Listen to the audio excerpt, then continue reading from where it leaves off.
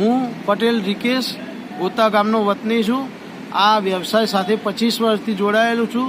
લોકોને કાઠિયાવાડી શુદ્ધ સાત્વિક ભોજનનો આનંદ માણવાનો લાભ આપું છું. અમે લોકો અમારી હોટલમાં ચૂલામાં રસોઈ બનાવીએ છીએ. અત્યારે હાલ શિયાળાની મોસમ ચાલુ થઈ છે એટલે દરેકને ચૂલાનો ખાવાની આનંદ અલગ હોય છે. શિયાળાની સ્પેશિયલ આઇટમો અમારા ત્યાં બને છે. લીલી હળદરનું શાક, તુવેર ટોઠા, ભરેલી ડુંગળીનું શાક, મેથી પાપડનું શાક જેવા કે કાજુ લસણ એવા બધા સબ્જી જે જલ્દી ક્યાંય જોવા મળતી નથી. અત્યારે એ હેલ્ધી ફૂડ પણ કહેવાય છે, જેનાથી સ્વાસ્થ્યને પણ સારું રહે છે અને ચૂલાનો ટેસ્ટ પણ અલગ હોય છે.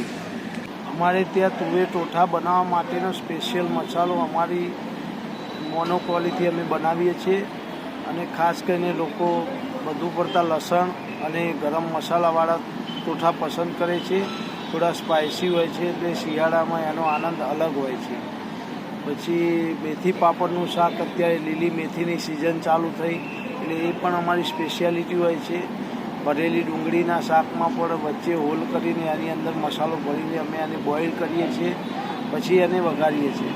એટલે દરેક જગ્યાએ ભરેલી ડુંગળીની જગ્યાએ ખાલી ડુંગળીનું શાક મળે છે, જે અહીંયા અલગ ટાઈપની સબ્જી હોય છે, જે આખો ટેસ્ટ જ અલગ હોય છે. અમારે ત્યાં પબ્લિકનો વધુ પડતો રસ લેવાનું કારણ એ છે કે અમારે ત્યાં બધી જ વસ્તુ ચૂલામાં બનતી હોય છે. જ્યારે રોટલા રોટલીને તમારી સામે લાઈવ બનતું હોય છે, બીજા અંદર ચૂલા છે ત્યાં સબ્જી બનાવવામાં આવે છે. અત્યારના જમાનામાં ગેસમાં 1 કલાકમાં જે વસ્તુ બને છે એ ચૂલામાં 2 કલાક થાય છે, પણ એનો ટેસ્ટ આખો ડિફરન્ટ હોય છે. ચૂલાનું ભોજન તમે ખાઓ અને ગેસનું ખાઓ એટલે બંનેમાં તમને તફાવત ખબર પડી જશે. અમારા ત્યાં રસોઈઓ પણ હોટલ બની ત્યારથી એક જ છે, જે એક જ ધારે ટેસ્ટ આપી શકે. અમે વારે વારે કોઈ રસોઈયા બદલતા નથી.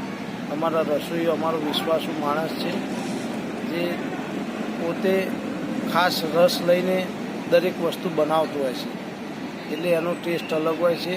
અને ભાવની કમ્પેરિઝન કરવા જઈએ તો અમદાવાદમાં આટલું સસ્તું ભોજન ક્યાંય જલ્દી મળશે નહીં.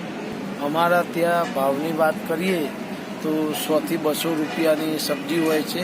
ગમે ત્યાં જશો તો આ વસ્તુ તમારી જો 300 રૂપિયા 500 રૂપિયા એવા ભાવ લેતા હોય, જે અમે વ્યાજબી ભાવે સબ્જી પ્રિપેર કરીએ છીએ. બીજું કે સાંજે વઘાયેલી ખીચડી, કઢી એ બધું જ હોય છે.